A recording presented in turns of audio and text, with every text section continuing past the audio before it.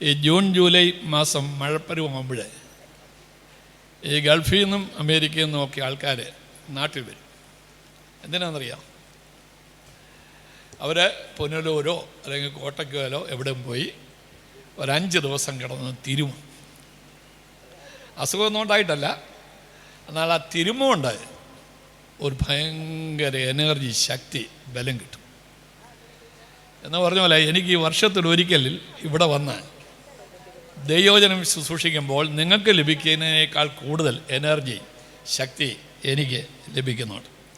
അതുകൊണ്ട് തന്നെ താനെ ഞാൻ എപ്പോൾ അവസരം കിട്ടിയാലും കർത്താവിനെ സാക്ഷിക്കുവാൻ ഇവിടെ ഓടി എത്തുക പതിവുണ്ട്. കഴിഞ്ഞ വർഷം സെപ്റ്റംബർ മാസം 8-ാം തീയതി 2-ാം വെള്ളിയാഴ്ച ഞാൻ കർത്താവിനെ ഇവിടെ സാക്ഷിച്ചു. അന്ന് ഞാൻ ദൈവപ്രസാദകരമായ ആരാധനയ്ക്കുള്ളതായ 5 വ്യവസ്ഥകൾ നിങ്ങളോട് പറഞ്ഞു. ഉൽപ്പത്തി പുസ്തകം 22-ാം അധ്യായത്തിൽ അബ്രഹാമ്യ ആരാധന, ആ ആരാധനയെ പറ്റിയാണ് നമ്മൾ പഠിച്ചത്. 5 വ്യവസ്ഥകൾ, ദൈവം സ്വർഗം പ്രസാദിക്കുന്നതായ ആരാധനയ്ക്കുള്ളതായ 5 വ്യവസ്ഥ. ഞാനത് പറഞ്ഞതുകൊണ്ട് ഓടിച്ച് പറയാൻ, അപ്പോൾ നിങ്ങൾക്കൊന്നുകൂടെ പെട്ടെന്ന് ഓർക്കാൻ സാധിക്കും. 1, പ്രിപ്പറേഷൻ. ഒന്ന് പറഞ്ഞേ, ഒരുക്കം. ആരാധനയ്ക്ക് ഒരു ഒരുക്കം ഉണ്ടായിരിക്കണം. അത് നമ്മൾ ഇവിടെ ആരാധനയ്ക്ക് വരുമ്പോൾ വീട്ടിൽ വെച്ച് തന്നെ താനേ അതിനുവേണ്ടി മാനസികമായിട്ടൊരു ഒരുക്കം ഒരുക്കണം. അത് എത്ര സമയം ഒരുക്കണമെന്നുള്ളത് നിങ്ങൾ തന്നെ താനേ ചെയ്യണം. 2, സെപ്പറേഷൻ. എന്ന് പറഞ്ഞേ, വേർപാട്. ആരാധനയ്ക്ക് അയോഗ്യമായ, ആരാധനയ്ക്ക് ചേരാത്തതായ എല്ലാത്തിനെയും അങ്ങ് അകറ്റി നിർത്തിയേക്കണം. അബ്രഹാം പറഞ്ഞു, നിങ്ങൾ കഴുതിയമായി ഇവിടെ നിൽക്ക്, ഞാനും മകനും പോയി ആരാധിച്ച് മടങ്ങി വരും. അതുകൊണ്ട് ആരാധനയ്ക്ക് കൊള്ളാത്തതിനെയല്ല എന്ത് ചെയ്യണം? അകറ്റി നിർത്തണം. സെപ്പറേഷൻ. 3, കോഓപ്പറേഷൻ. എന്ന് പറഞ്ഞേ, അവരിരുവരും ഒരുമിച്ച് നടത്തും. ആരാധനയ്ക്ക് ഒരൈക്യത ഉണ്ടായിരിക്കണം, ഒരുമയുണ്ടായിരിക്കണം. മാനസികമായിരിക്കുന്നതായ ആ അകൽച്ച അതെല്ലാം മാറ്റി ഈ വചന കൂടാരത്തിൽ ഒന്ന് ആരാധിച്ച് നോക്കി, സ്വർഗം ഇവിടെ ഇറങ്ങി വരും എന്നുള്ളത് എനിക്ക് ആശംസിച്ചു. 4, അഡോറേഷൻ. എന്ന് പറഞ്ഞേ, അർപ്പണം. ഏറ്റവും വിലപ്പെട്ട കർത്താവിന് വേണ്ടി സമർപ്പിക്കും. 5, പ്രൊക്ലമേഷൻ. പറഞ്ഞേ, സാക്ഷ്യം പറയുക. ഇത് നിങ്ങളിവിടെ കുറച്ച് പേര് പറഞ്ഞു, ഇനിയും കിടക്കണം. പുരുഷന്മാരാരും പറഞ്ഞില്ല, അതിന് സമയം കിട്ടാഞ്ഞോണ്ട്. ആരാധന എപ്പോഴും സാക്ഷ്യത്തോടു കൂടിയാണ് നമ്മൾ അവസാനിക്കാനായിട്ട്. ദൈവം ചെയ്തതായിരിക്കുന്നതായ നന്മകൾ ദൈവസനയിൽ മറ്റുള്ളവർ കേക്ക് ഉച്ചത്തിൽ സാക്ഷിക്കുന്നതാണ് കർത്താവിൻ്റെ പ്രസാദം. ആരാധനയുടെ ക്ലൈമാക്സിൽ അബ്രഹാം എഴുന്നേറ്റ് നിന്ന് സാക്ഷ്യം പറയുക. എന്താ പറയുക? യഹോവാ ഇരേ. അബ്രഹാമിൻ്റെ സാക്ഷ്യത്തിന് ഒരൊറ്റ വാക്കേ ഉള്ളൂ, 2 വാക്ക്. യഹോവാ ഇരേ. ഞാൻ അന്നേരം ഓർപ്പിച്ചു, യഹോവ ഇരേ ഹീബ്രു വാക്ക് വേർഡ്സിന് 2 അർത്ഥങ്ങൾ സാധാരണഗതിയിലുണ്ടാവും. 1, ഒരക്ഷരികമായ അർത്ഥമുണ്ടായിരിക്കും. മറ്റൊന്ന്, ജീവിതത്തിൻ്റെ അനുഭവത്തോട് ചേർന്നുള്ളതായ ഒരു ആത്മീയ അർത്ഥമുണ്ടായിരിക്കും. അതിന് ഞാൻ പല ഉദാഹരണങ്ങൾ നിങ്ങളോട് ഓർപ്പിച്ചതൊക്കെ നിങ്ങൾ ഓർക്കും. യാക്കോബിൻ്റെ എന്നുള്ള വാക്കിൻ്റെ അർത്ഥം, പിന്നെ അങ്ങനെ 2-3 ഉദാഹരണങ്ങൾ നിങ്ങളോട് ഓർപ്പിച്ചു. ഈ യഹോവ ഇരേ എന്നുള്ളതായ വാക്കിന് 2 വിധത്തിലുള്ളതായ അർത്ഥമുണ്ട്.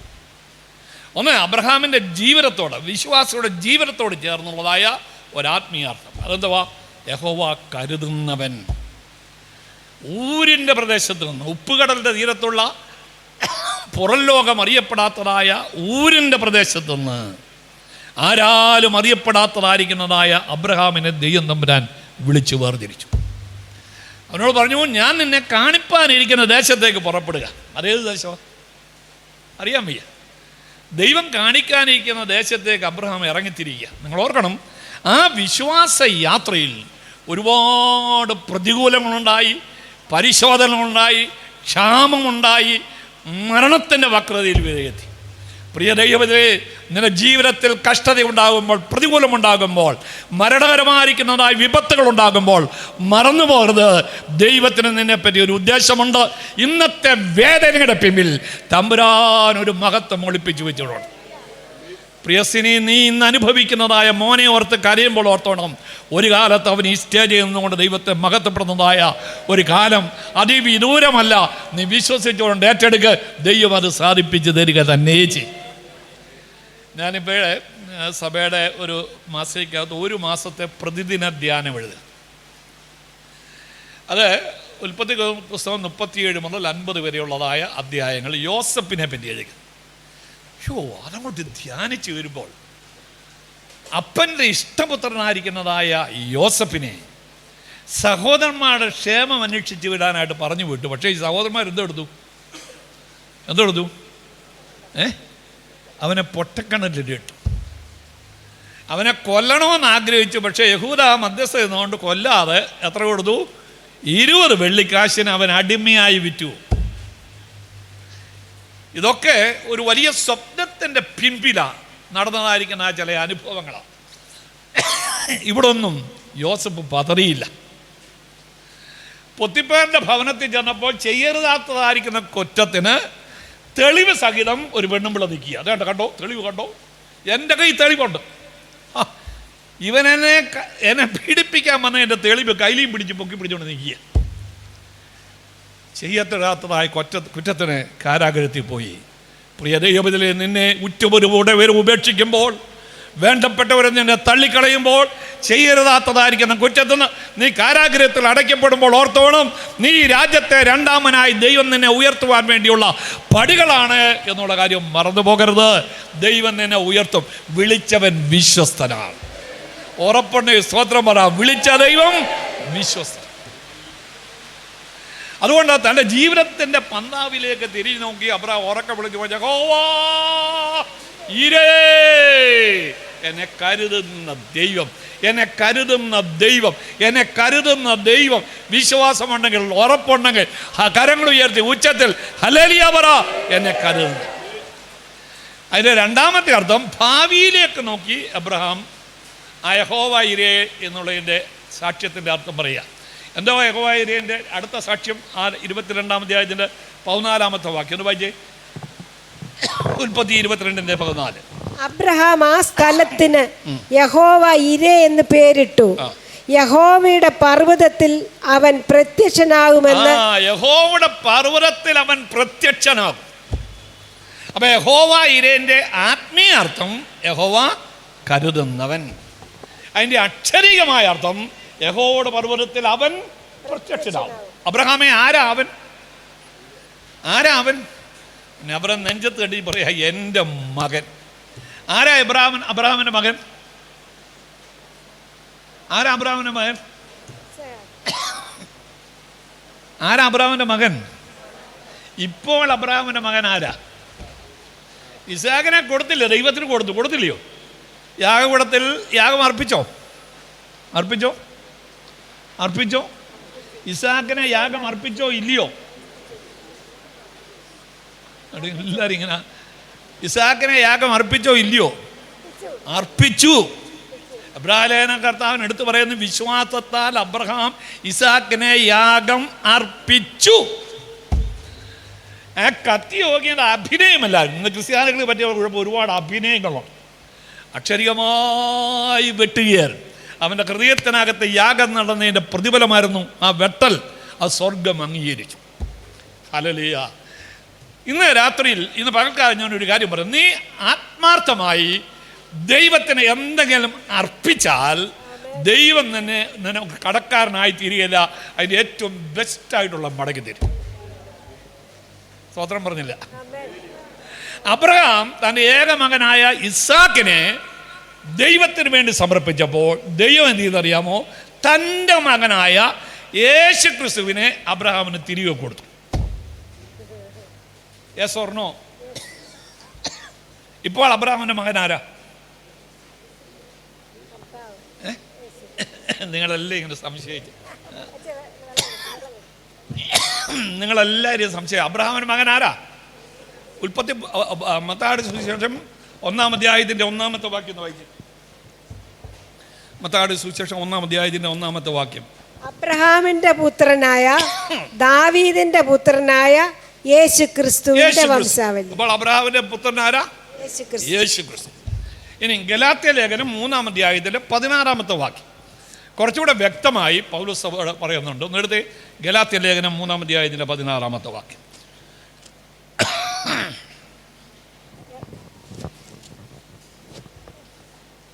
ആത്മാവിനെ അനുസരിച്ച് നടപ്പിൻ, എന്നാൽ നിങ്ങൾ ജഡത്തിന്റെ മോഹം നിവർത്തിക്കയില്ല. 3:16 ആ കേട്ടോണം, ശ്രദ്ധിച്ചു നോക്കണം.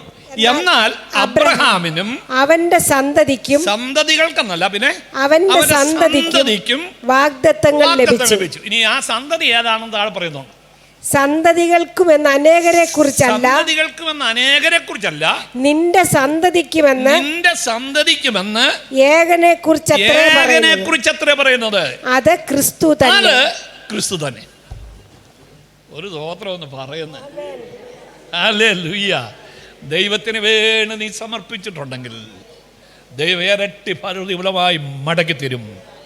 ഇന്ന് നിന്റെ മകനെ ദൈവത്തിന് സമർപ്പിക്ക്. ദൈവം നിന്റെ കുടുംബത്തിൽ ഒരു ബ്ലെസ്സിങ് തരാൻ പോവുക. ഇന്ന് നിന്റെ വേദന ദൈവത്തിൻ്റെ കരങ്ങളിലേക്ക് ഏൽപ്പിക്ക്.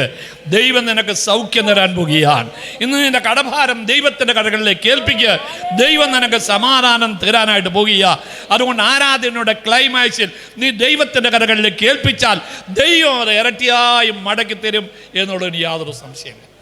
അബ്രഹാം പറഞ്ഞ യഹോവയുടെ പർവ്വതത്തിൽ അവൻ പ്രത്യക്ഷനാകും.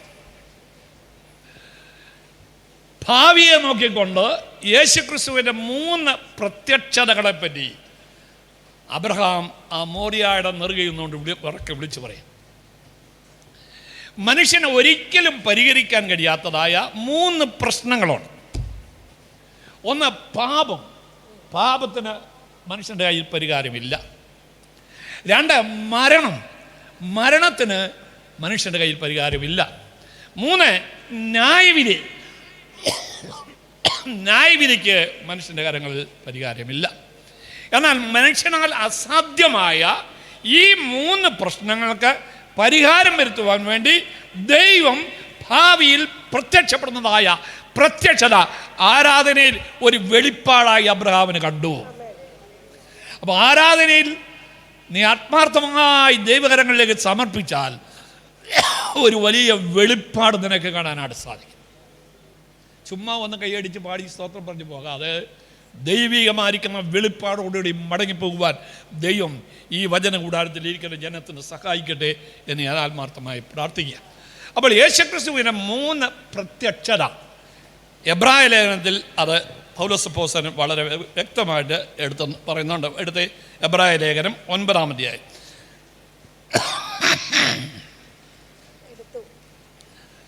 3 പ്രത്യക്ഷത 9-ാം അധ്യായത്തിൻ്റെ 26-ാമത്തെ വാക്യം. അങ്ങനെയായാൽ ലോകസ്ഥാപനം മുതൽക്ക് അവൻ പലപ്പോഴും കഷ്ടമനുഭവിക്കേണ്ടിയിരുന്നു. എന്നാൽ അവൻ ലോകാവസാനത്തിൽ സ്വന്തം യാഗം കൊണ്ട് പാപപരിഹാരം വരുത്തുവാൻ ഒരിക്കൽ പ്രത്യക്ഷനായി. എന്തിനു വേണ്ടി പ്രത്യക്ഷനായി? പാപപരിഹാരം വരുത്തുവാനായിട്ട്. പാപപരിഹാരം വരുത്തുവാൻ പ്രത്യക്ഷനായത് എവിടെയാണ്? കാൽവറിയിൽ. ഹല്ലേലൂയ. നോക്കിക്കോളാം, നൂറ്റാണ്ടുകൾക്കപ്പുറത്ത് ആരാധനയുടെ നെറുകയിൽ നിന്നുകൊണ്ട് അബ്രഹാം പിതാവ് ആ പ്രത്യക്ഷത കണ്ടുകൊണ്ട് വിളിച്ചു പറയുന്നു, എൻ്റെ മകൻ പ്രത്യക്ഷനാകും. മനുഷ്യ, നിന്റെ പാപത്തിൻ്റെ പരിഹാരം വരുത്തുവാൻ യേശുക്രിസ്തു പ്രത്യക്ഷനാകുമെന്ന് ആരാധനയിൽ അബ്രഹാമിന് വെളിപ്പെട്ടെങ്കിൽ അത് അതുപോലെ നിറവേറുന്നതായ ഒരു മനോഹരമായ സംഭവം നമുക്കിവിടെ കാണുവാനായിട്ട് സാധിക്കും.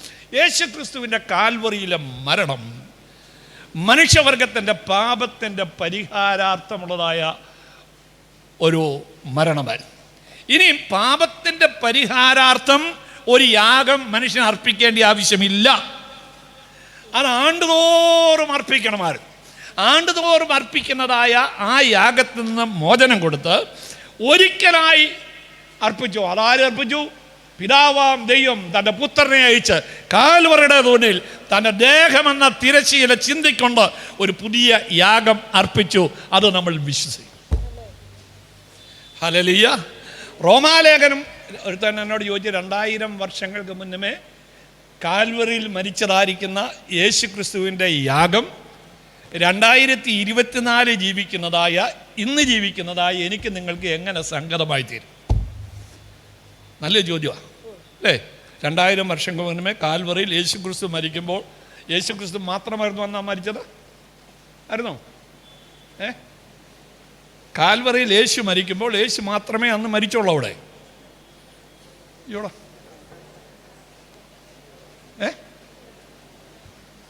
ശരി, ആരൊക്കെ മരിച്ചു? 2 കള്ളന്മാരോട് മരിച്ചു.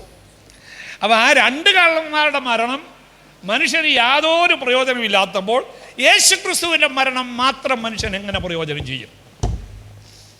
നല്ല ചോദ്യം. ഇപ്പോഴത്തെ പിള്ളേർ ചോദിക്കുന്ന ചോദ്യങ്ങൾക്കൊക്കെ വളരെ യുക്തിപൂർവമായുള്ള ചോദ്യങ്ങളാണ്. അത് ഞാൻ മറുപടി പറയാം. ഒന്ന്, ഒരു കള്ളൻ മരിച്ചത് പാപത്തിൽ മരിച്ചു. ആര് മരിച്ചു? അനുദപിക്കാത്തതായ കള്ളൻ പാപത്തിൽ മരിച്ചു. മറ്റേ കള്ളൻ പാപത്തിന് വേണ്ടി മരിച്ചു. എന്നാൽ നടുക്ക് കിടക്കുന്നതായിരിക്കുന്നതായ യേശുക്രിസ്തു പാപികൾക്ക് വേണ്ടി മരിച്ചു. നിങ്ങളൊരു സ്തോത്രമെന്ന് പറയുന്നു. യേശുക്രിസ്തു മരിച്ചത് പാപികൾക്ക് വേണ്ടിയാണ്. അതുകൊണ്ട് ആ റോമാലേഖനം 3-ാം അധ്യായത്തിന് 25-ാമത്തെ വാക്യത്തിൽ പറയുന്നു, വിശ്വസിക്കുന്നവർക്ക് അവൻ തന്റെ രക്തം മൂലം പ്രായശ്ചിത്തമാകുവാൻ ദൈവം അവനെ പരസ്യമായി ഉയർത്തി. ഹല്ലേലൂയ. കാൽവറിയിൽ യേശുവിനെ പരസ്യമായി ഉയർത്തിയത് ആരാ? റോമൻ പടയാളികളല്ല, യഹൂദന്മാരല്ല, പിന്നെ ആരാ? പിതാവാം ദൈവം ഉയർത്തി. എന്തിനു വേണ്ടി? വിശ്വസിക്കുന്നവർക്ക് അവൻ തന്റെ രക്തം മൂലം പ്രായശ്ചിത്തമാകുവാൻ ദൈവം അവനെ പരസ്യമായി ഉയർത്തി. 2000 വർഷങ്ങൾക്ക് മുന്നമേ കാൽവറിയുടെ ഉന്നതിയിൽ മനുഷ്യവർഗത്തിന്റെ പാപത്തിന് വേണ്ടി യേശുതമ്പുരാൻ മരിച്ചതായ ആ മരണം 2024 ഞാനും നിങ്ങളും വിശ്വസിച്ചുകൊണ്ട് അത് ഏറ്റെടുക്കുമെങ്കിൽ ആ പാപത്തിന്റെ പരിഹാരം അത് എന്നിലും നിങ്ങളും സംഭവിക്കും എന്നുള്ളതിന് യാതൊരു സംശയമില്ല. പത്രോസ്ലിയ എഴുതിയ 1-ാം ലേഖനം 2-ാം അധ്യായത്തിന് 24-ാമത്തെ വാക്യത്തിൽ പത്രോസ് കുറച്ചുകൂടെ വ്യക്തമായി വിളിച്ചു പറയുന്നതാണ്, നാം പാപം സംബന്ധിച്ച് മരിച്ച് നീതിക്ക് ജീവിക്കേണ്ടതിന് അവൻ എന്ന് പറഞ്ഞാരാ?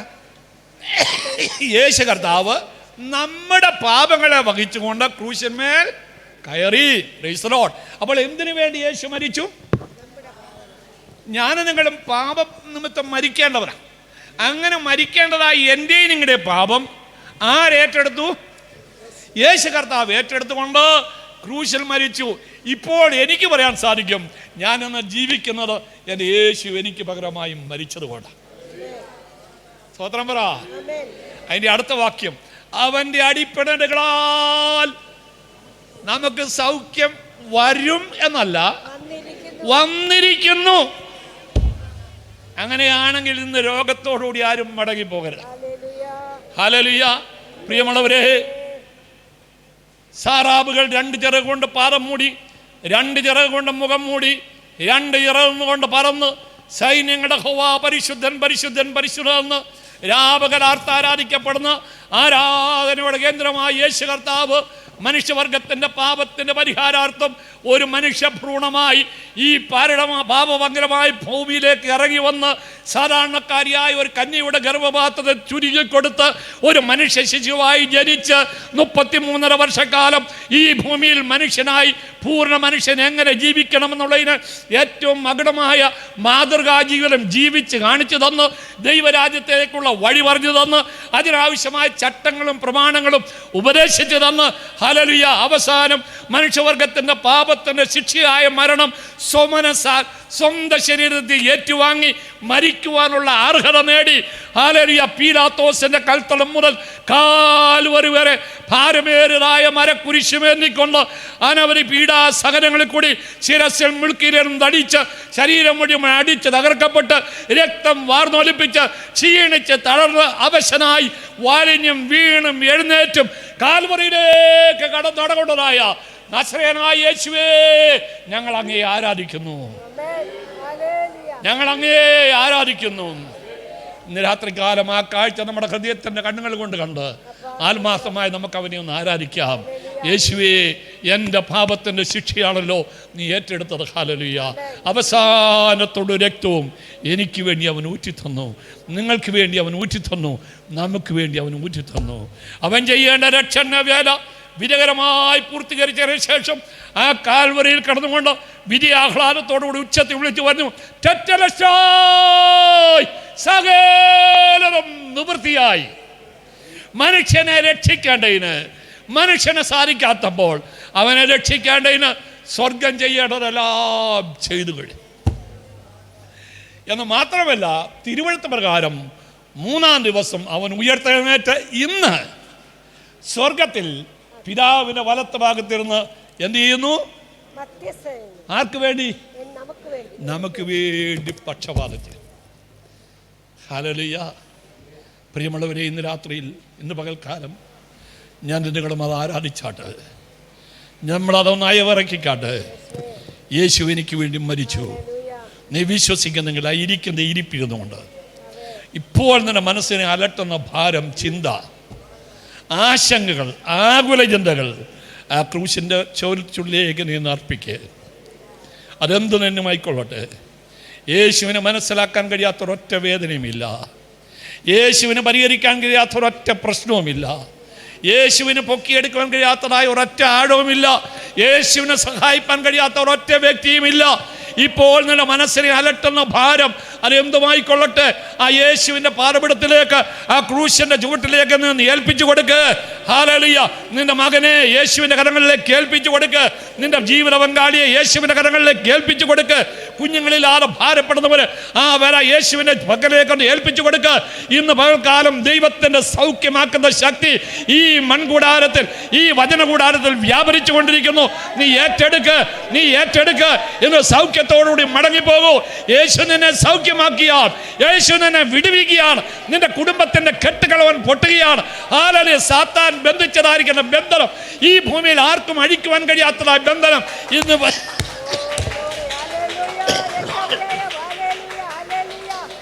ഹല്ലേലൂയ ഇന്ന് പകൽക്കാലം അവൻ അഴിക്കാൻ പോവുകയാണ്. വിശ്വസിച്ചുകൊണ്ട് ഏറ്റെടുത്താണ്. എനിക്ക് വേണ്ടി മരിച്ചതായിരിക്കുന്ന യേശു, എനിക്ക് വേണ്ടി മരിച്ചതായ യേശുവേ, നന്ദിയോടുകൂടി സ്തോത്രം. കാൽവറിയിൽ എൻ്റെ പാപത്തിൻ്റെ പരിഹാരാർത്ഥം പ്രത്യക്ഷപ്പെട്ടതായ യേശുവേ, അങ്ങയെ ആരാധിക്കുന്നു, അങ്ങയെ സ്തുതിക്കുന്നു എന്ന് നമുക്ക് ആത്മാർത്ഥമായി പ്രാർത്ഥിക്കാം. ഹല്ലേലൂയ.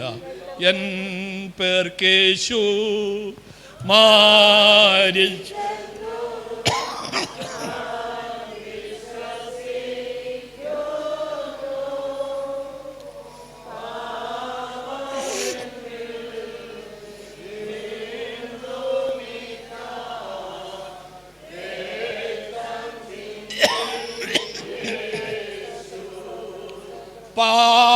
പാപമെന്നെ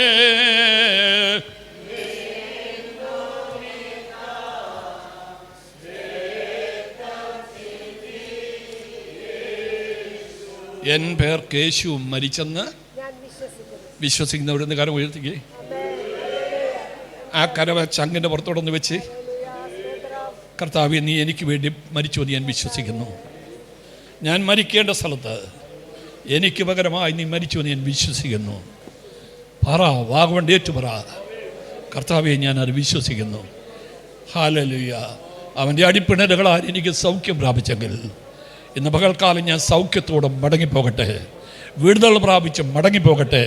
ഒരായുസ് മുഴുവനും അധ്വാനിച്ചിട്ടും ഒന്നും നേടാൻ കഴിയാതെ ശൂന്യമായിരിക്കുന്ന ജീവിതമേ, തമ്പുരാൻ നിന്നെ നിറയ്ക്കാൻ പോകുക. നിൻ്റെ ശൂന്യത അവൻ മാറ്റാൻ പോകുക. നിൻ്റെ രോഗം അവൻ വിടുവിക്കാൻ പോകുക. ഹല്ലേലൂയ. നിൻ്റെ കുഞ്ഞിനെ അവൻ ഉയർത്താനായിട്ട് പോകുക. കുഞ്ഞുങ്ങളില്ലാതെ ഭാരപ്പെടുന്ന ജീവിതമേ, തമ്പുരാൻ അടുത്ത വർഷം ഈ വചനകൂടാരത്തിൽ സാക്ഷ്യം പറയത്തക്കവണ്ണം ദൈവം തമ്പുരാൻ നിനക്ക് കുഞ്ഞിനെ തരാനായിട്ട് പോകുക. ഏറ്റെടുത്തുകൊണ്ട് സ്തോത്രം പറഞ്ഞുകൊണ്ട് ജീവൻ്റെ തുടിപ്പിൻ്റെ പുറത്ത് കൈവച്ചുകൊണ്ട് ആ പാട്ട് അർത്ഥം മനസ്സിലാക്കി പാടാം. എൻ പേർക്കേശു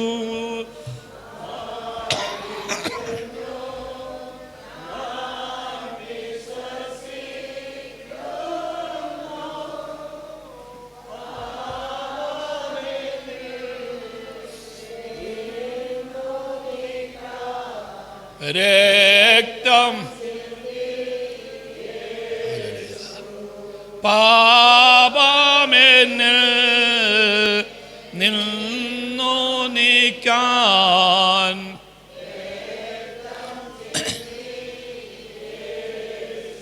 യഹോവയുടെ പർവ്വതത്തിൽ അവൻ പ്രത്യക്ഷനാണ്. ആരാവൻ? യേശു ക്രിസ്തു. യേശു ക്രിസ്തുവിൻ്റെ ഒന്നാമത്തെ പ്രത്യക്ഷത എവിടായിരുന്നു? നിങ്ങൾ എൻ്റെ കൂടെ വാ. അല്ല, പാപപരിഹാരാർത്ഥം എവിടെ പ്രത്യക്ഷപ്പെട്ടു? കാൽവറിയിൽ പ്രത്യക്ഷപ്പെട്ടു. രണ്ടാമത്തെ പ്രത്യക്ഷത അതിന് 24-ാമത്തെ വാക്യം, എബ്രായ ലേഖനം 9-ാം അധ്യായം 24-ാമത്തെ വാക്യം. ക്രിസ്തു വാസ്തവമായതിന്റെ പ്രതിബിംബമായി കൈപ്പണിയായ വിശുദ്ധ മന്ദിരത്തിലേക്കല്ല, ഇപ്പോൾ നമുക്ക് വേണ്ടി ദൈവസന്നിധിയിൽ പ്രത്യക്ഷനാവാൻ സ്വർഗത്തിലേക്കത്രേ പ്രവേശിച്ചത്. ഇപ്പോൾ അവൻ പ്രത്യക്ഷനായിരിക്കുന്നത് എവിടെ? സ്വർഗത്തിൽ. എന്തിനു വേണ്ടി അവിടെ പ്രത്യക്ഷനായി? നമുക്ക് വേണ്ടി. നമുക്ക് വേണ്ടി എന്നല്ല, നമുക്ക് വേണ്ടി എന്ത് ചെയ്യാനാട്ടാ? പക്ഷപാതം ചെയ്യുവാൻ. പ്രിയ ദൈവമതിലേ, അവൻ സ്വർഗത്തിൽ എനിക്ക് നിങ്ങൾക്ക് വേണ്ടി പക്ഷപാതം ചെയ്യുക. ഒരു വാക്യം കൂടെ വായിച്ചാൽ റോമാലേഖനം 8-ാം അധ്യായത്തിൻ്റെ 34-ാമത്തെ വാക്യം. റോമാലേഖനം 8:34.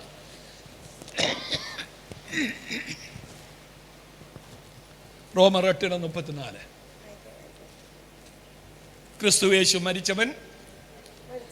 മരിച്ചിട്ട് ഉയർത്തെഴുന്നേറ്റവൻ തന്നെ, ഉറപ്പിച്ച് പറയാ, ക്രിസ്തുയേശു മരിച്ചിട്ട് ഉയർത്തെഴുന്നേറ്റവൻ തന്നെ. പിന്നെ അവൻ ദൈവത്തിന്റെ വലത്ത് ഭാഗത്തിരിക്കുകയും നമുക്ക് വേണ്ടി പക്ഷപാതം കഴിക്കുകയും ചെയ്യുന്നു.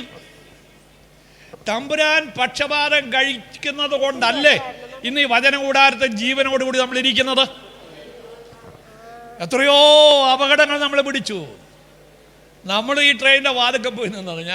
ഞാൻ കോളേജിൽ പഠിച്ചുകൊണ്ടിരിക്കുമ്പോൾ എൻ്റെ ഒരു ഹരമായിരുന്നു ട്രെയിനിൻ്റെ വാതിക്കെ നിൽക്കുക. എത്രയോ പ്രാവശ്യം ബാംഗ്ലൂർ, തിരുവല്ല ട്രെയിനിൻ്റെ വാതിക്കെ നിന്നുകൊണ്ട് യാത്ര ചെയ്തു. എത്രയോ അപകടങ്ങളുടെ മുമ്പിൽ യാത്ര ചെയ്തു. 2016 ജാനുവരി മാസം 1-ാം തീയതി എൻ്റെ ജന്മദിനത്തിൽ ബോംബെയിൽ പൻവൻ റെയിൽവേ ട്രാക്ക് ഞാൻ ക്രോസ് ചെയ്യുമ്പോൾ, ഞാനിവിടെ സാക്ഷ്യം പറഞ്ഞിട്ടുള്ള, റെയിൽവേ ട്രാക്ക് ക്രോസ് ചെയ്യുമ്പോൾ അതിവേഗം ഒരു എക്സ്പ്രസ് ട്രെയിൻ പാഞ്ഞു വന്നു. എൻ്റെ കാലനങ്ങുന്നില്ല. ഈ ട്രെയിനിൻ്റെ ചൂളം വിളിയും വരവും കണ്ടപ്പോൾ ഞാനങ്ങ് സ്തബ്ധനായി ഇങ്ങനെ നിൽക്കുക. അപ്പോൾ ഈ ഡ്രൈവർ എന്നെ കണ്ടുകൊണ്ട് ഓണങ്ങനെ ഞെക്കി പിടിക്കുക, എങ്ങനെയാലും എന്നെ രക്ഷിക്കാം. പക്ഷേ എൻ്റെ കാലനങ്ങുന്നില്ല. ഞാൻ അവിടെ നിന്നുകൊണ്ട് കണ്ണടച്ച് ഒരൊറ്റ നിലവിളിയ, എൻ്റെ ദൈവമേ,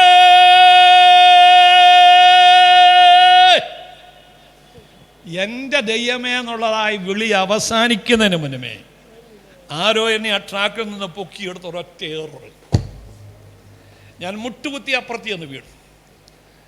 ട്രെയിൻ പാസ് ചെയ്ത് എനിക്ക് മനസ്സിലായി എന്നെ എറിഞ്ഞവൻ ഈ ട്രെയിനടി പോയത്. അതുകൊണ്ടാണ് ഞാൻ എഴുന്നേക്കാൻ കഴിയാതെ ആ മുട്ട കുത്തി നിന്നുകൊണ്ട് ഞാൻ തിരിഞ്ഞു നോക്കി.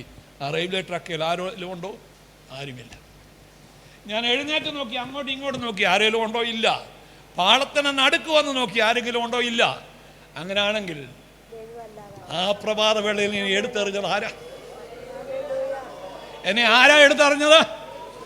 എൻ്റെ ദൈവമേ എന്നുള്ള വിളി സ്വർഗസിംഹാസനത്തെ ചലിപ്പിച്ചപ്പോൾ എനിക്ക് വേണ്ടി മധ്യസ്ഥനടയ്ക്കുന്നവൻ ഗബ്രിയേലിനോട് പറഞ്ഞടാ, ഓടിച്ചെല്ല് പോ. 2024 മെയ് മാസം 24-ാം തീയതി ഹല്ലേലൂയയുടെ കൂട്ടായ്മയിൽ ഈ എൻ്റെ മകൻ സാക്ഷ്യം പറയണം. അവനെ എടുത്തെറിഞ്ഞ് രക്ഷിക്ക്. എത്രയോ പ്രാവശ്യം നമ്മൾ എടുത്തെറിഞ്ഞു കുഞ്ഞുമനെ. എത്രയോ അപകടങ്ങൾ നിന്റെ മുമ്പിൽ നിന്നും കണ്ടു. മരണം നിന്റെ മുമ്പിൽ ആർത്ത് വിളിച്ചില്ലേ? വിളിക്കുന്ന നമുക്കൊക്കെ സാക്ഷ്യം പറയാൻ സാധിക്കും. പക്ഷേ തമ്പുരാൻ മധ്യസ്ഥത അണച്ചതുകൊണ്ട് ഇന്ന് ജീവനോടുകൂടി ഈ വചന കൂടാരത്തിൽ ഇരിക്കുന്നെന്ന് അനുഭവമുള്ളവർ, നന്ദിയുള്ളവർ ഒരു ഹല്ലേലൂയ പറഞ്ഞേ. Hallelujah, hallelujah, hallelujah. എൻ്റെ യേശു എനിക്കു നല്ലവൻ,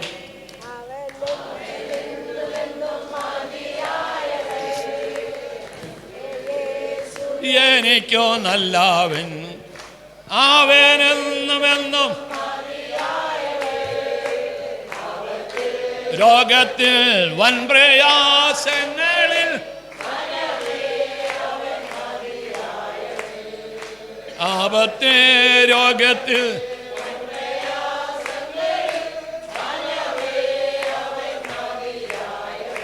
കാൽവരി മലമേൽ കയറി മുൾമുടി ശിരസിൽ, ഓ കൽവരി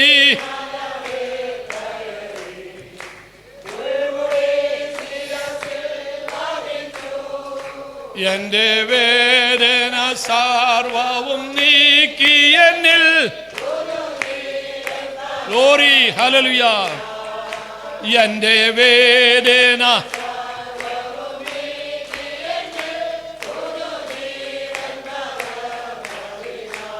എൻ്റെ യേശു എനിക്കു നല്ലവൻ, അവനെന്നുമെന്നും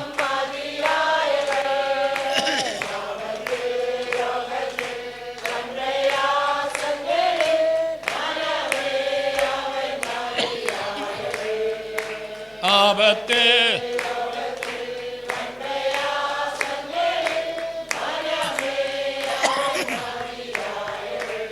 യഹോവ ഈരേ.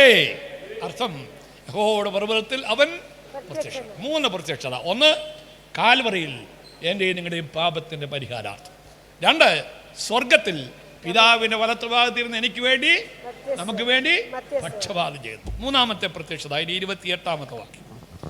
അങ്ങനെ തന്നെ അനേകരുടെ പാപങ്ങളെ ചുമപ്പാൻ ഒരിക്കൽ അർപ്പിക്കപ്പെട്ട് തനിക്കായി കാത്തു നിൽക്കുന്നവരുടെ രക്ഷയ്ക്കായി അവൻ പാപം കൂടാതെ രണ്ടാമതും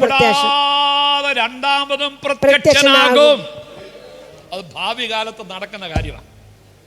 എവിടെ പ്രത്യക്ഷനാകും? എന്തിനു വേണ്ടി പ്രത്യക്ഷനാകും? അവിടെ എഴുതിയിട്ട് തനിക്കായി കാത്തു നിൽക്കുന്നവരുടെ രക്ഷയ്ക്കായി. അപ്പൊ നമ്മൾ രക്ഷിക്കപ്പെട്ടിട്ടുണ്ടോ? പറ, രക്ഷിക്കപ്പെട്ടിട്ടുണ്ടോ? ചോദ്യം ചോദിക്കുമ്പോൾ എല്ലാവർക്കും സംശയമാണ്. രക്ഷിക്കപ്പെട്ടിട്ടുണ്ടോ? ഇല്ല. രക്ഷ അത്ര ഈസി ആയിട്ടുള്ള കാര്യമല്ല. ഇനി ഞാൻ പറയാം, നിങ്ങൾ ശ്രദ്ധിച്ചേക്കണം. ബഹുഭൂരിപക്ഷം ആൾക്കാർ ക്രിസ്ത്യാനികൾക്ക് മനസ്സിലാകാത്ത ഒരു കാര്യം. മനുഷ്യൻ ത്രികാല ബന്ധിതനാണ്. ഭൂതകാലം, വർത്തമാനകാലം, ഭാവികാലം. മനുഷ്യൻ്റെ രക്ഷയും ഈ 3 കാലത്തോട് ബന്ധപ്പെട്ട് കിടക്കുക. 1 ഭൂതകാല രക്ഷ, 2 വർത്തമാനകാല രക്ഷ, 3 ഭാവികാല രക്ഷ. അപ്പോൾ ആ ആദ്യത്തെ പ്രത്യക്ഷത, കാൽവറിയിൽ പ്രത്യക്ഷപ്പെട്ടതായ പ്രത്യക്ഷത ഭൂതകാല രക്ഷയ്ക്ക് വേണ്ടിയാണ്. മനുഷ്യൻ്റെ പാപത്തിൻ്റെ പരിഹാരാർത്ഥം, പാപത്തിൻ്റെ ശിക്ഷയിൽ നിന്ന് എന്നെ നിങ്ങളെ വിടുവിക്കാൻ വേണ്ടിയാണ് യേശു കർത്താവ് കാൽവറിയിൽ പ്രത്യക്ഷത. ആ രക്ഷ ഭൂതകാല രക്ഷ. വേദശാസ്ത്രപരമായിട്ട് പറഞ്ഞാൽ ജസ്റ്റിഫിക്കേഷൻ എന്ന് പറയും, നീതീകരണം. Justification means salvation from the penalty of sin. പാപത്തിൻ്റെ ശിക്ഷയിൽ നിന്നുള്ള വിടുതൽ, അതാണ് ഭൂതകാല രക്ഷ. അതെങ്ങനെ പ്രാപിക്കും? റോമാലേഖനം 10-ാം അധ്യായത്തിൻ്റെ 9-ാമത്തെ വാക്യത്തിൽ പറയുന്നു, യേശുവിനെ കർത്താവെന്ന് വായ് കൊണ്ട് ഏറ്റുപറയുകയും ദൈവം അവനെ മരിച്ചവരുടെ ഇടയിൽ നിന്ന് ഉയർത്തെഴുന്നേൽപ്പിച്ചു എന്ന് ഹൃദയം കൊണ്ട് വിശ്വസിക്കുകയും ചെയ്താൽ നീ രക്ഷിക്കപ്പെടും. മോനെ, അങ്ങനെ ചെയ്താൽ നീ രക്ഷിക്കപ്പെടും. അങ്ങനെ ചെയ്തിട്ടുണ്ടോ? ഉണ്ടോ ഇല്ലയോ? അവിടെ മീശ ഉരുട്ടി കാണിക്കും. മോളെ ഇങ്ങോട്ട് നോക്കിയേ, അങ്ങനെ ചെയ്തിട്ടുണ്ടോ? നല്ല മനോഹരമായ പാട്ടായിരുന്നു. പാട്ട് പാടിയതുകൊണ്ട് സ്വർഗത്തിൽ പോകുകയില്ല. അങ്ങനെ ചെയ്താൽ നീ രക്ഷിക്കപ്പെടും. എങ്ങനെ ചെയ്യണം? യേശുവിനെ എൻ്റെ ഹൃദയത്തിൽ വിശ്വസിക്കണം. അവൻ എൻ്റെ രക്ഷകനാണെന്ന് വാ കൊണ്ട് ഏറ്റുപറയണം. അവിടെ ഒരു സഹോദരി, ആ സഹോദരി സാക്ഷ്യം പറഞ്ഞു കേട്ടോ. അവരുടെ ജീവിതത്തിൻ്റെ ഏറ്റവും വലിയ പ്രതിസന്ധിയിൽ യേശുവിനെ കർത്താവും രക്ഷിതാവുമായി സ്വീകരിച്ചുകൊണ്ട് ആരോഗ്യത്തോടെ സാക്ഷ്യം പറയാനായിട്ട് ഇവിടെ വന്നിരിക്കുക. ഹല്ലേലൂയ. ദൈവം നിനക്കൊരു കൃപ തന്നിട്ടുണ്ട്. ദൈവം നിനക്കൊരു കൃപ തന്നിട്ടുണ്ട്. അത് അനേകരെ കർത്താവിലേക്ക് നേടുവാൻ ദൈവം നിന്നെ മൂർച്ച കൂട്ടാനായിട്ട് പോകുകയാണ്. ദൈവം നിനക്ക് ആരോഗ്യം, സൗഖ്യവും ബലവും ദൈവകൃപയിൽ നിന്ന് അനേകരെ ക്രിസ്തുവിനേക്ക് വേണ്ടി നേടുവാൻ അവൻ നിന്നെ ഉപയോഗിക്കും എന്നുള്ളൊരു യാതൊരു സംശയമില്ല. അത് ഭൂതകാല രക്ഷ. 2 വർത്തമാനകാല രക്ഷ. അനുദിന ജീവിതത്തിൽ നാം രക്ഷിക്കപ്പെട്ടുകൊണ്ടേയിരിക്കണം. വായിച്ച ഫിലിപ്പിയ ലേഖനം 2-ാം അധ്യായത്തിൻ്റെ 12-13 വാക്യം. ഫിലിപ്പിയ ലേഖനം 2-ാം അധ്യായത്തിൻ്റെ 12-13 വാക്യം. പെട്ടെന്ന് ഫിലിപ്പിയ 2:12-13. അതുകൊണ്ട് പ്രിയമുള്ളവരെ, നിങ്ങൾ എല്ലായ്പ്പോഴും അനുസരിച്ചതുപോലെ ഞാൻ അരികത്തിരിക്കുമ്പോൾ മാത്രമല്ല, ഇന്ന് ദൂരത്തിരിക്കുമ്പോൾ ഏറ്റവും അധികമായി ഭയത്തോടും വിറയലോടും കൂടെ നിങ്ങളുടെ രക്ഷയ്ക്കായി പ്രവർത്തിപ്പീൻ. ഭൂതകാല രക്ഷ മനുഷ്യൻ്റെ പ്രവൃത്തി കൊണ്ട് നേടുന്നതല്ല. മനുഷ്യന് പകരമായിട്ട് ആര് പ്രവർത്തിച്ചു? ദൈവം പ്രവർത്തിച്ചു. എന്നാൽ വർത്തമാനകാല രക്ഷ മനുഷ്യൻ്റെ പ്രവൃത്തി കൊണ്ട് മാത്രം കിട്ടുന്നതാണ്. ഓരോ ദിവസവും നമ്മുടെ ജീവിതത്തിൽ അറിഞ്ഞും അറിയാതെയും ചെയ്തതായിരിക്കുന്ന തെറ്റുകുറ്റങ്ങൾ ദൈവസന്നിധിയിൽ അനുതാപത്തോടെ ഏറ്റുപറഞ്ഞ് ഉപേക്ഷിച്ച് യേശു കർത്താവിൻ്റെ രക്തത്താൽ കഴുകൽ പ്രാപിച്ച് ശുദ്ധീകരണം പ്രാപിച്ച് മുന്നേറുന്നതായ പ്രക്രിയയ്ക്കാണ് വർത്തമാനകാല രക്ഷ എന്ന് പറയുന്നത്. ഞാനൊരു വെള്ള ഉടുപ്പ് ഇട്ടിരിക്കാം. കഴിഞ്ഞ ദിവസം എൻ്റെ പള്ളിയിൽ കൊച്ചുമോൻ ചോദിച്ചു, അങ്കിൾ ഒരു വെള്ള ഉടുപ്പേ ഉള്ളൂ എന്ന് ചോദിച്ചു. ഞാൻ സാധാരണയായി വെള്ള ഉടുപ്പ്, എനിക്കല്ലാത്ത ഉടുപ്പാണ് വെള്ള ഉടുപ്പ് ഇടുക. ഇത് ഞാൻ ഇപ്പോൾ ഇവിടെ പ്രസംഗിച്ചു, പക്ഷേ എനിക്ക് നാളെ ഇതിട്ട് പ്രസംഗിക്കാനോട്ട് ഒക്കിയില്ല. കാരണം എന്തുവാ? എന്താ അവളെ കാരണം എന്തുവാ? ഇത് മുഷിഞ്ഞു, വേർപ്പ് കൊണ്ട് ദുർഗന്ധം വമിക്കുന്നു. ഇതിട്ടുകൊണ്ട് പരസ്യരംഗത്ത് പ്രവേശിക്കാൻ നോക്കിയില്ല. ഇത് നാളെ എനിക്ക് ഉപയോഗിക്കാൻ കഴിയുന്നില്ല എന്ന് കാണത്താൽ ഞാനിത് കത്തിച്ച് കളയുന്നില്ല. കത്തിച്ച് കളയോ? പകരം എന്തോ ചെയ്യും? പിന്നെയും കഴുകി തേച്ച്, എനിക്ക് നല്ലൊരു ഭാര്യ ഉള്ളതുകൊണ്ട് അവൾ ഇതെല്ലാം ചെയ്തു തരും. അവൾ കഴുകി തേച്ച് ടിപ്പ് ടോപ്പാക്കി എന്നെ പിന്നെയും അയക്കാം. അപ്പം ഇതിനാണ് വർത്തമാനകാല രക്ഷ. നിൻ്റെ ജീവിതത്തിൽ അറിഞ്ഞും അറിയാതെയും വന്നതായ തെറ്റുകൾ ദൈവസന്നിധിയിൽ പറയാം. തെറ്റിനെ ഒരിക്കൽ പോലും ന്യായീകരിക്കരുത്.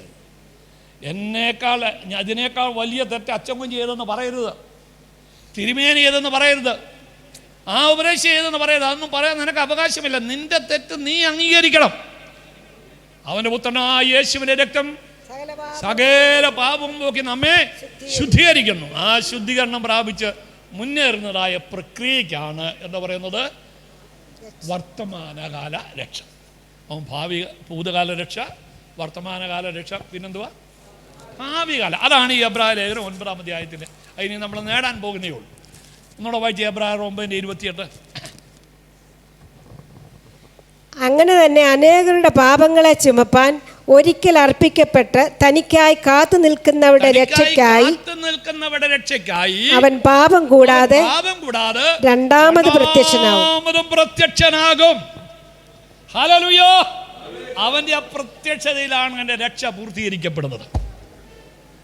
അതിനുവേണ്ടി കാത്തു നിൽക്കുന്നവർക്ക് വേണ്ടിയാണ് രക്ഷ. യേശുക്രിസ്തുവിന് മടങ്ങി വരും. ഇവിടെ സാറിവിടെ മഹത്വ പ്രത്യക്ഷതയെ പറ്റിയൊക്കെ പറഞ്ഞ്, 2 പ്രത്യക്ഷതയെ പറ്റിയൊക്കെ ചുരുക്കമായിട്ടൊക്കെ പറഞ്ഞു, ഒറ്റ വാചകത്തിൽ പറഞ്ഞു.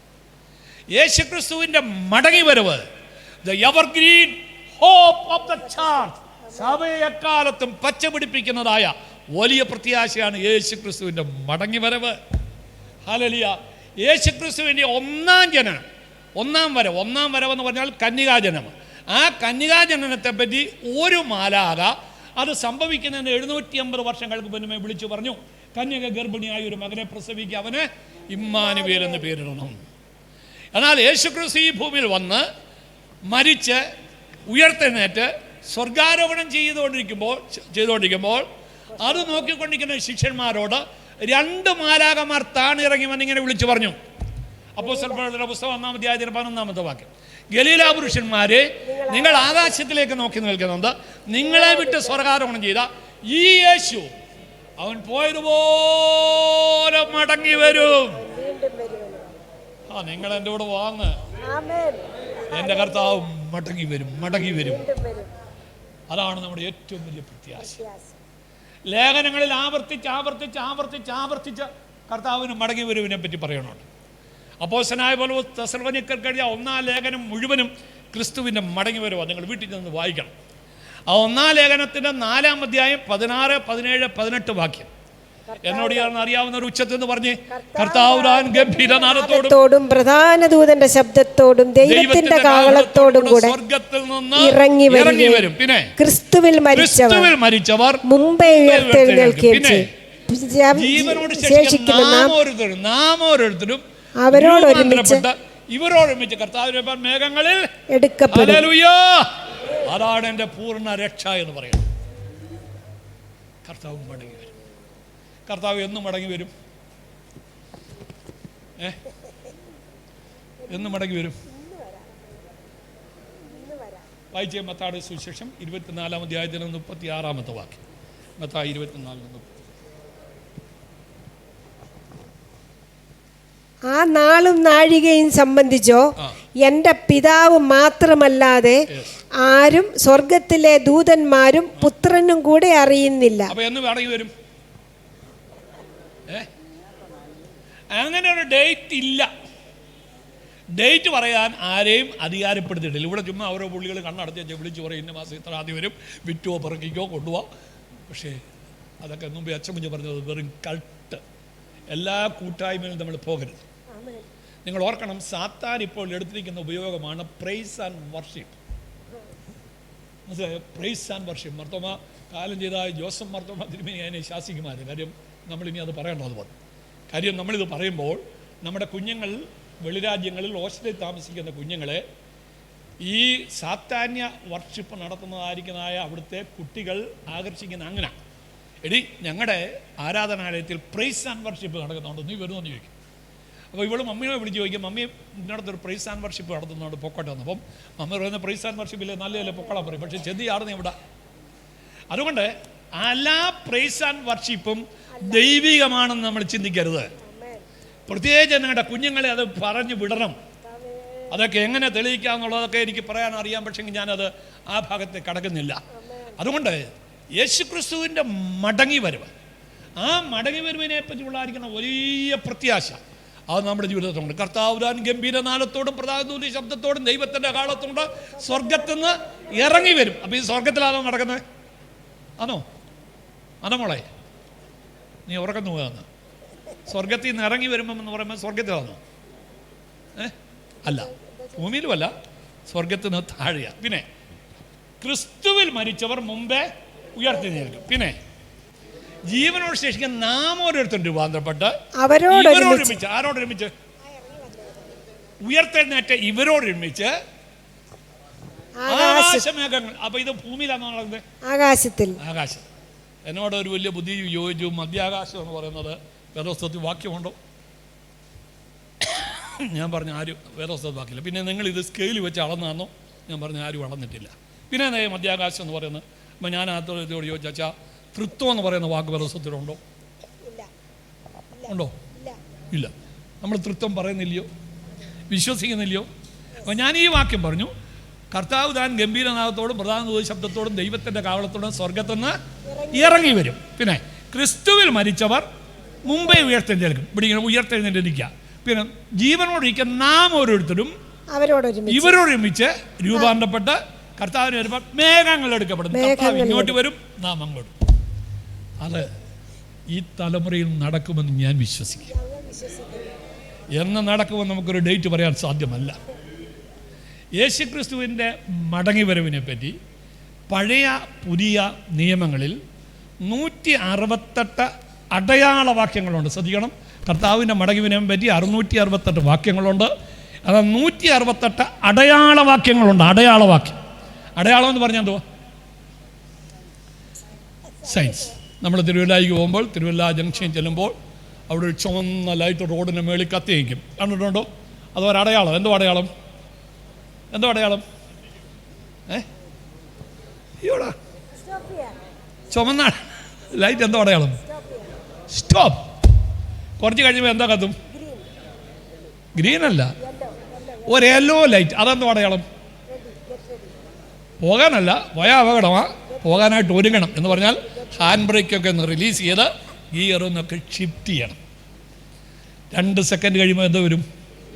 ഗ്രീൻ. ഇങ്ങോട്ട് നോക്കിയേ, തമ്പുരാൻ്റെ യെല്ലോ ലൈറ്റ് കത്തിക്കിടക്കുക. മോനെ, തമ്പുരാൻ്റെ കർത്താവിൻ്റെ മടങ്ങി വരവിനെ പറ്റിയുള്ള പാട്ട് ഇങ്ങോട്ട് നമുക്ക് ഉറങ്ങാതെ. കർത്താവിൻ്റെ മടങ്ങി വരവിനെ പറ്റിയുള്ള പാട്ട് അങ്ങോട്ട് പാട്. ഹല്ലേലൂയ. യെല്ലോ ലൈറ്റ് കത്തിക്കിടക്കുന്നു. 2 സെക്കൻഡ് കഴിയുമ്പോൾ ഗ്രീൻ ലൈറ്റ്. ഈ ഹാൻഡ് ബ്രേക്കൊക്കെ ഒന്ന് റിലീസ് ചെയ്ത് ഈ ഭൂമിയോടുള്ള പറ്റുമാനവും ആ ആർത്തിയൊക്കെ ഒന്ന് വിട്ടുകൊടുക്കുക. ഗിയർ, പ്രത്യാശയുടെ ഗിയർ ഒന്ന് ഷിഫ്റ്റ് ചെയ്യുക. അവൻ അടുക്ക വാതുക്ക തന്നെ എത്തിരിക്കുക. ഹല്ലേലൂയ. എൻ്റെ കർത്താവ് മടങ്ങി വരാറായി. ആ 168 അടയാളങ്ങളെ പഠന സൗകര്യാർത്ഥം 4ആയി നമുക്ക് തിരിക്കാൻ സാധിക്കും. ഒന്ന് സയൻറ്റിഫിക് സയൻസ് എന്ന് പറഞ്ഞ മോളെ, ശാസ്ത്രീയമായ അടയാളം. 2 പൊളിറ്റിക്കൽ സയൻസ്. പറഞ്ഞേ, പറ. ഞാൻ ഒറ്റക്കാലം ഇരുന്നുകൊണ്ടാണ് പ്രശ്നം, എനിക്ക് 2 കാലം കുത്താൻ നോക്കിയ. അപ്പോൾ ഞാൻ നിങ്ങളെ കൊണ്ട് പറയിക്കുന്നത് എനിക്ക് ഇച്ചിരി ഇത് കിട്ടാൻ വേണ്ടിയാണ്. അപ്പോൾ രണ്ടാമത്തെ എന്തുവാ? പൊളിറ്റിക്കൽ, രാഷ്ട്രീയപരമായ അടയാളം. 3 നാച്ചുറൽ സയൻസ്, പറഞ്ഞേ, പ്രകൃതിപരമായ അടയാളം. 4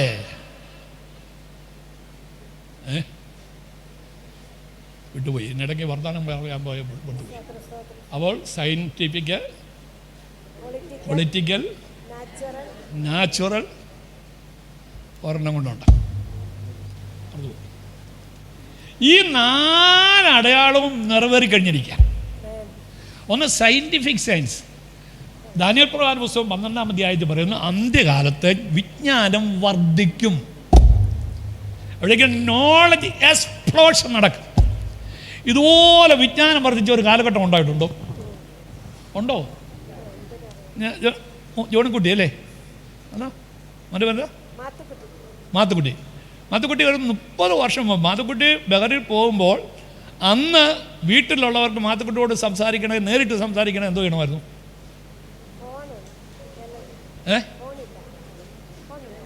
ഉണ്ട്, അന്നും ഫോണുണ്ടായിരുന്നു.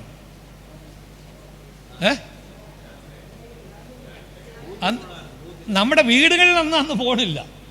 നമ്മൾ എവിടെ ചെല്ലണം? അതിനൊരു പേര് പറയുമല്ലോ, എന്തോ എല്ലാം മറന്നുപോയി. ട്രങ്കോള് ബുക്ക് ചെയ്യുക. ട്രങ്കോള് ബുക്ക് ചെയ്യണമെന്ന് പോസ്റ്റ് ഓഫീസിൽ കൊണ്ടുവന്ന് മാത്തുക്കുട്ടിയുടെ ഫോൺ നമ്പർ മാത്തുക്കുട്ടിയുടെ ഫാദർ ഒഴുക്കി എൻ്റെ മോനെ ഒന്ന് വിളിക്കണം, ഇത് നമ്പറെന്ന് പറയും. അപ്പോൾ നമ്മുടെ ഏലിയമ്മാമ അവിടുത്തെ പോസ്റ്റ് ഓഫീസാണ്. അപ്പോൾ ഇവിടത്തേക്ക് ഉടൻ എന്താണ് താനെ കുറിച്ചെടുത്തു, ഉടനെ എന്താണ് താനെ വിളിക്കാമെന്ന് ശ്രമിച്ചു. പക്ഷേ രാവിലെ ബുക്ക് ചെയ്താൽ എപ്പം കിട്ടും? വൈകിട്ട് കിട്ടിയ ഭാഗ്യം, അല്ലെങ്കിൽ അടുത്ത ദിവസം. ഇപ്പോഴോ? ഇപ്പം ആ സൂത്രത്തെ 2ാമത്തെ ബട്ടണിൽ 2 സെക്കൻഡ് പിടിച്ച് ഞെക്കിയാൽ എൻ്റെ ഭാര്യയുടെ ഹലോ ശബ്ദം കേൾക്കാം. ബ്രോഡ്ബാൻഡ് സിസ്റ്റം അറിയാമല്ലോ. ഇത് വന്നപ്പോഴത്തേക്ക് ലോകത്തിൻ്റെ ഏത് ഭാഗത്തുള്ളവരുമായി വളരെ ഈസിയായി ചിലവ് കുറഞ്ഞ് ലോകം മനുഷ്യൻ്റെ ടിപ്പിൽ, ഫിംഗർ ടിപ്പിൽ വന്നെന്ന് പറയുന്നത്. ഇന്ന് നമ്മുടെ നാട്ടിലുള്ള ഏറ്റവും വലിയ ബുദ്ധിമുട്ടെന്ന് വേലക്കാരെ കിട്ടാനില്ല അല്ലേ? ഞങ്ങളുടെ അടുത്ത് ഒരു വീട്ടിൽ 5 പിള്ളേർ അമേരിക്കയിലാണ്. പ്രായമായ അപ്പനെയും അമ്മയും കാണാനായിട്ട് ഇവരെല്ലാം കൂടെ ഒന്നിച്ച് അവധിയെടുത്ത് നാട്ടിലേക്ക് വന്നു. 10-18 മണിക്കൂർ യാത്രയായതുകൊണ്ട് അവർ പെട്ടെന്ന് കുളിച്ച് ആഹാരമൊക്കെ കഴിച്ച് ഉറങ്ങി. പിറ്റേ ദിവസം രാവിലെ അപ്പനെയും അമ്മയും വിളിച്ചുകൊണ്ട് പറഞ്ഞു, ഞങ്ങൾ പെട്ടിയൊക്കെ പൊട്ടിക്കാൻ പോകുമ്പോൾ നിങ്ങൾക്ക് ഇഷ്ടമുള്ളതൊക്കെ എടുത്തോ, നിങ്ങൾക്ക് തന്നിട്ട് പിന്നെ ഞങ്ങൾ ബാക്കിയുള്ളത് കൊടുക്കുകയുള്ളൂ എന്ന് പറഞ്ഞ് പെട്ടി വെച്ചിരിക്കുന്ന മുറി ചെന്നപ്പോൾ ഒറ്റ പെട്ടിയില്ല. എല്ലാം കൊണ്ടുപോയി. കാര്യം പാക്ക് ചെയ്തിരിക്കുന്ന പെട്ടിയില്ലേ, അത് കൊണ്ടുപോകാൻ സൗകര്യം. അവസാനമായി അവിടെ വന്നൊരു ഹോം നേഴ്സ് ഉണ്ടായിരുന്നു. കോയിപ്പുറം പോലീസ് സ്റ്റേഷനിൽ കംപ്ലയിൻ്റ് എഴുതു. അവിടുത്തെ വനിതാ പോലീസുകാർ ഇവർക്ക് 2 പെട കൊടുത്തപ്പോൾ അവൾ പറഞ്ഞു, ഞാൻ രാത്രിയിൽ ഫോണിൽ എൻ്റെ ഭർത്താവിനെ വിളിച്ച് വെളുപ്പിനെ ലോറിയിൽ ഇത് കടത്തിയെന്ന് പറഞ്ഞു. അപ്പോൾ നോക്കിയാൽ ഇപ്പം നല്ല വിശ്വസ്തരായ വേലക്കാരെ കിട്ടാനില്ല. എന്നാൽ നിങ്ങൾ ഓർത്തോണം, അടുത്ത വർഷം നമുക്ക് വിശ്വസ്തരായ വേലക്കാരെ, സുന്ദരികളായ വേലക്കാരെ കിട്ടാൻ പോകാം. നിങ്ങൾ അവർക്ക് ശമ്പളം കൊടുക്കണ്ട, 1 രൂപ ശമ്പളം കൊടുക്കണ്ട. നിങ്ങൾ അവർക്ക് ആഹാരം കൊടുക്കണ്ട, ഒന്നും കൊടുക്കണ്ട കേട്ടോ. വസ്ത്രം കൊടുക്കണ്ട. നിങ്ങളവർക്ക് കൃത്യസമയത്ത് എഴുന്നേക്കാൻ വയ്യാത്ത അപ്പച്ചനെ പൊക്കിയെടുത്ത് ബാത്റൂമിൽ കൊണ്ടുപോയി എല്ലാ കാര്യങ്ങളും ക്രമീകരിച്ച് തിരിച്ചു വന്ന് ആഹാരം വാരിക്കൊടുക്കും. കൃത്യ അളവിൽ മരുന്ന് കൊടുക്കും, കൃത്യ അളവിൽ ഇഞ്ചക്ഷൻ ചെയ്യും. ഉറങ്ങാന്നൊരുത്തർ പാട്ട് പാടണമെന്ന് പറഞ്ഞാൽ അപ്പച്ചനെ ചോദിക്കണം, അപ്പച്ച ഏത് ഭാഷയിലുള്ള പാട്ട് പാടണം? 100 ചില്ലുവാനം ഭാഷയിലുള്ള പാട്ട്. നിങ്ങൾക്ക് എത്ര ഭാഷകൾ അറിയാം? ഇവർക്ക് മലയാളത്തിലുള്ള അറിയത്തുള്ളൂ. 100 ചില്ലുവാനം ഭാഷകളുള്ള അറിയാം. ആ വേലക്കാരിയെ 2027 കേരളത്തിൽ ഇറക്കാൻ പോവാം. അവിടെ ഞാനൊരിക്കൽ കണ്ടു, ജപ്പാൻ ടോക്കിയോ എയർപോർട്ടിൽ വെച്ച് ഞാൻ കണ്ടു. ഒരു കണ്ണാടിക്കകത്ത് എന്തോ ഒരു സുന്ദരിയാണെന്നറിയാമോ? നല്ല സുന്ദരി. അവിടെ പേരാണ് മൈസ്പൂ എന്ന് പറഞ്ഞ്, MYSP 3 ഉണ്ട്. ഞാൻ പറയും, ശാസ്ത്രം വളർന്നതിൻ്റെ കാര്യം പറയാം. അതുകൊണ്ട് രാഷ്ട്രീയപരമായ എൻ്റെ സമയം തിരിയുക. രാഷ്ട്രീയപരമായിരിക്കുന്നതായ വലിയ മാറ്റം അന്ത്യകാലത്ത് സംഭവിക്കുമെന്നുള്ളത് വേദപുസ്തകത്തിൽ പറഞ്ഞിരിക്കുന്നത് അത് അതേപടി നിറവേറിയിരിക്കുക. എന്നെ കേൾക്കുന്ന പ്രിയമുള്ളവരെ, കർത്താവ് ഇന്നും മടങ്ങി വന്നാൽ എടുക്കപ്പെടുന്ന ദൈവമക്കളുടെ കൂട്ടത്തിൽ ഞാനും കാണപ്പെടുമെന്ന് എത്ര പേർക്ക് പറയാൻ സാധിക്കും? അവൻ തനിക്കായി കാത്തു നിൽക്കണം. മലയാളത്തിൽ കാത്തു നിൽക്കണം, മൂലഭാഷയിൽ ഒരുങ്ങിക്കാത്തു നിൽക്കുന്നവർ. നിങ്ങൾ കാത്തു നിൽക്കുന്നു, ഒരുങ്ങിയിട്ടുണ്ടോ? മത്തായിയുടെ സുവിശേഷം 25-ാം അധ്യായത്തിൽ മണവാളിനെ എതിരേൽപ്പാൻ എത്ര കന്യകമാരാണ് പോയത്? 10 പേര്. എത്ര പേര് വിളക്കെടുത്തു? 10 പേരും വിളക്കെടുത്തു. മണവാളൻ വരുന്ന താമസിച്ചപ്പോൾ എത്ര പേർ ഉറങ്ങി? 10 പേരും ഉറങ്ങി. മണവാളൻ വരുന്നു നാർപ്പുളി കൊണ്ടായപ്പോൾ എത്ര പേര് ഉണർന്നു?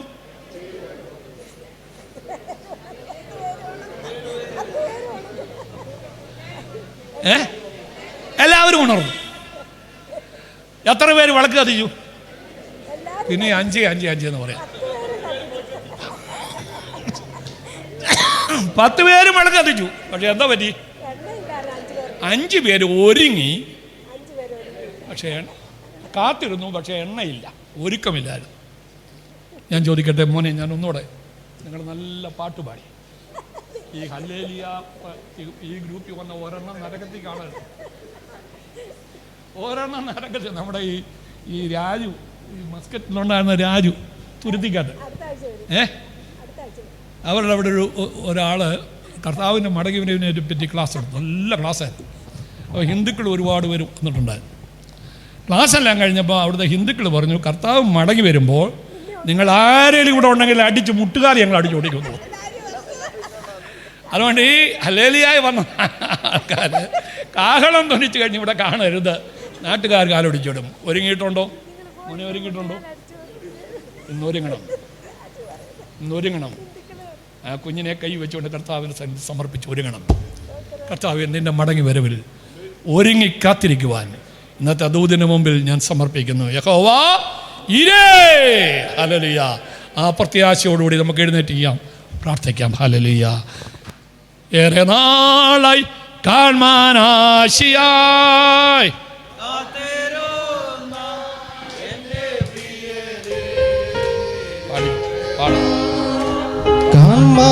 കാൺമാനാശയായി കാത്തിരുന്ന എൻ്റെ പ്രിയനെ തേജസ്സോടെ ഞാൻ കാണുന്ന നേരം തിരുമാർവോടണഞ്ഞിടുമേ.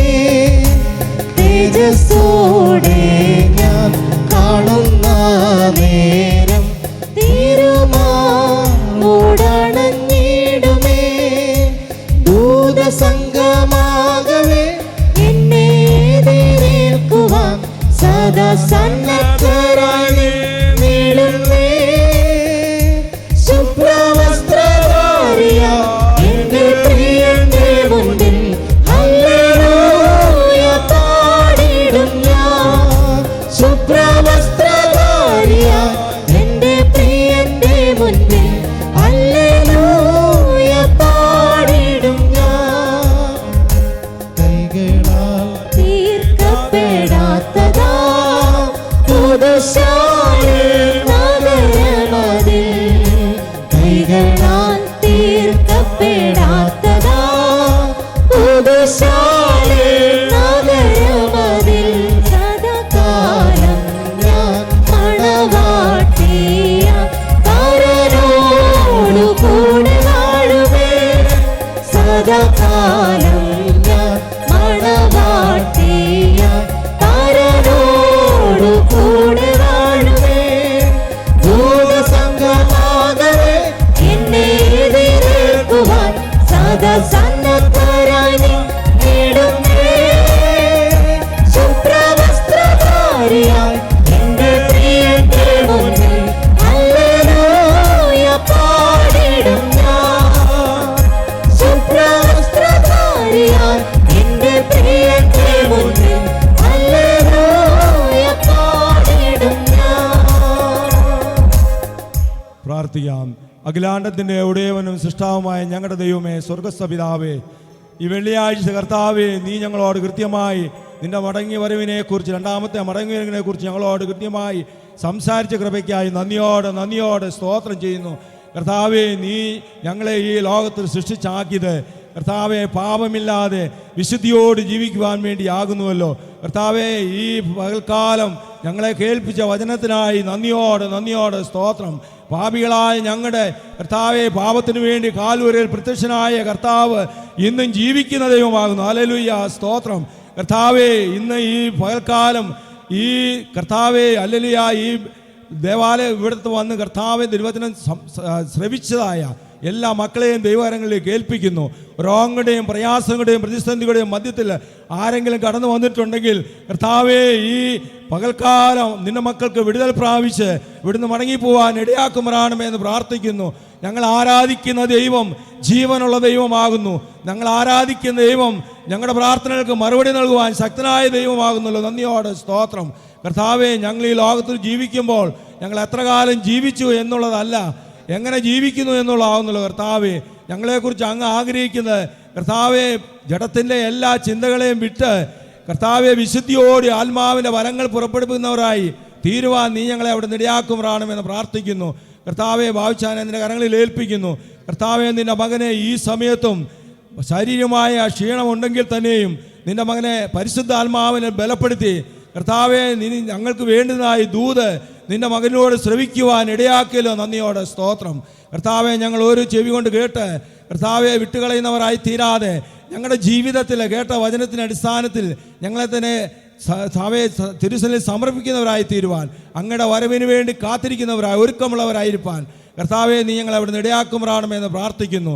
ഞങ്ങളെക്കാൾ ശ്രേഷ്ഠന്മാർ, ഞങ്ങളെക്കാൾ വിദ്യാസമ്പന്നർ കർത്താവെ, ഈ ഭാഗ്യം ലഭിക്കാതെ കർത്താവ് ഈ ലോകത്തിൽ നിന്ന് വിട പറഞ്ഞപ്പോൾ രോഗങ്ങളുടെയും പ്രയാസങ്ങളുടെയും മധ്യത്തിൽ കൂടെ അപകടമായ അനുഭവത്തിൽ കൂടെ ഞങ്ങൾ കടന്നുപോയപ്പോൾ കർത്താവിൻ്റെ കരങ്ങളിൽ ഞങ്ങളെ വഹിച്ചല്ലോ. നന്ദിയോടെ സ്തോത്രം. അത് ഞങ്ങളുടെ കഴിവല്ല, ദൈവകൃപയെ ഒന്ന് മാത്രം. പരിശുദ്ധാത്മാവിൻ്റെ നിറവിൽ കർത്താവെ ജീവിപ്പാൻ ഞങ്ങളെ അവിടെ സഹായിക്കണമേ. നിൻ്റെ പരിശുദ്ധാത്മാവിൻ്റെ അനുഭവം ഞങ്ങളുടെ ജീവിതത്തിലാകുമ്പോൾ പാപത്തെക്കുറിച്ചും നീതിയെക്കുറിച്ചും ന്യായവിധിയെക്കുറിച്ചും ബോധ്യം വരുത്തുന്ന ആത്മാവിൻ്റെ അനുഭവത്തിൽ ഞങ്ങളുടെ ജീവിതം മുമ്പോട്ട് നയിപ്പാൻ സ്വർഗ്ഗപിതാവെ ഇടയാക്കണമേ. പ്രത്യേകമായി ഹല്ലേലൂയ ഗ്രൂപ്പിലൂടെ അനേകർ കർത്താവെ കഴിഞ്ഞ നാളുകൾ കർത്താവിനെ കാണുവാൻ അവരുടെ ആവശ്യങ്ങളിൽ കർത്താവ് അവർക്ക് സഹായകനായി ഉണ്ടായി എന്നുള്ളത് അനുഭവിച്ചറിയുവാൻ ഇടയാക്കൃപയ്ക്കായി നന്ദിയോടെ സ്തോത്രം. വ്യാപരിച്ച ദൈവകൃപയ്ക്കായി നന്ദിയോടെ സ്തോത്രം. കൃപയിൽ അവിടുന്ന് പൊതിയണമേ. അടുത്ത വെള്ളിയാഴ്ച ഞങ്ങൾ ഒരുമിച്ച് വരുവോളം അവിടുത്തെ മറവിൽ ഞങ്ങളെ മറയ്ക്കണമേ. മാനവ മഹത്വം എടുക്കണമേ. യേശു ക്രിസ്തുവിന്റെ ധന്യനാമത്തെ യാചിക്കുന്നു. കൃപയോട് കേൾക്കുമാറാണമേ. ആമേൻ. ആകാശവും ഭൂമിയും സൃഷ്ടിച്ച കർത്താവിനാൽ നാം അനുഗ്രഹിക്കപ്പെട്ടവരാകുന്നു. ആത്മീക ശുശ്രൂഷയിൽ കടന്നു വന്ന സംബന്ധിച്ച നമ്മെ എല്ലാവരെയും കർത്താവ് അനുഗ്രഹിക്കട്ടെ. പിതാവ് പുത്ര പരിശുദ്ധാത്മാവാകുന്ന ത്രിയേകാദൈവത്തിൻ്റെ കൃപ, അനുഗ്രഹങ്ങൾ, ആശീർവാദങ്ങൾ നാം എല്ലാവരുടെ മേലും നാം കേട്ടതായുള്ള മേലും സൃഷ്ടിച്ച കർത്താവിൻ്റെ ദാസമേലും കർത്താവിൻ്റെ രണ്ടാമത്തിന് ഒരുക്കി കാത്തിരിക്കുന്നവരായിരിക്കാൻ കൃപയാൽ സഹായിക്കുമാറാകട്ടെ. ആമേൻ.